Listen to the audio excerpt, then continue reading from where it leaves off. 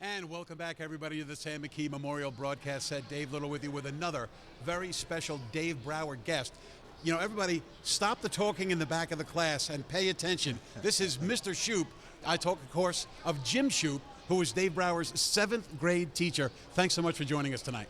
And thank you for inviting me here. Back in 1981, I was Dave Brower's 7th grade social studies teacher, and luck as it may be, a few years later I was his sister's social studies teacher, and many years later my wife was Devon, Laura's son, kindergarten teacher. So we go well back with Dave Brower and the entire family. All right, so a big family tree connection with you and your wife and the Browers. Now tell us, you know, we won't tell anybody. Dave is a little kid, a 12-year-old kid in 7th grade. Was he a very attentive student? Was he a pain in the neck in class, or was he a talker? Let's get the lowdown. Well, as you know, pursuant to all the laws, I'm not permitted to say what type of grades Dave Brower got in 7th grade, but they were all straight A's. All right, so he was a pretty good student. I was an excellent student. Now, at the time, Dave was actually already following the races, because I'm a long-time race follower, but I wasn't there in 7th grade. So what happened, and this story's been around, and it's true. One day I was talking to my students about the invasion of China by Mongol leaders, and I just wanted to know if anyone heard of a famous leader in 1200. So I said to my students, does anybody ever hear of Genghis Khan? First hand up, Dave Brower. Yes, Genghis Khan. Just won the Driscoll Pace at the Meadowlands. Not the answer I was looking for, but it was the correct answer, so I gave him an A for the day. All right, so Dave Brower, as a 7th grader, knew that Genghis Khan, my all-time favorite horse, by the way, won the 81 Driscoll.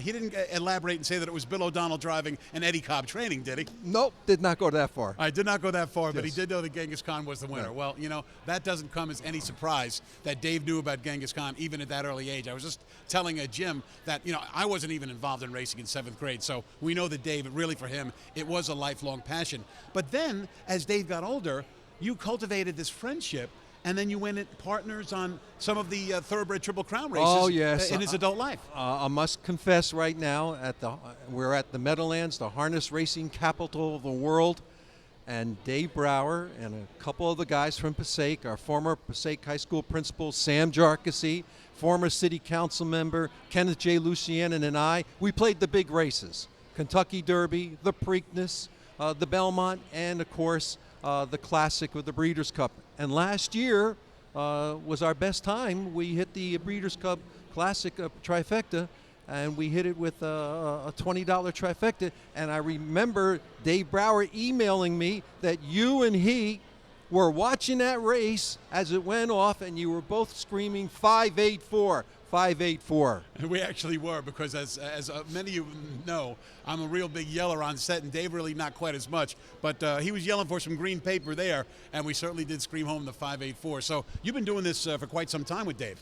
So yes, when I moved out of Passaic and he moved out of Passaic, we ended up living about 5-10 minutes away. He in Montville, me in Fairfield, New Jersey. And I would see him from time to time. We would do a lot of talking, a lot of phone emailings, and of course watching him on all TVs all over. He was great. Yeah, he certainly was great, and he certainly is going to be very, very missed. There's no question about that. Well, Jim Shoop, Dave Brower, 7th grade teacher, thanks so much for spending some time with us and sharing some wonderful stories about a guy that we all thought was very wonderful indeed. Thank you. Same to you. Thank you. All right, let's go to Ken Warkentin. It's time for the 4th race post-parade.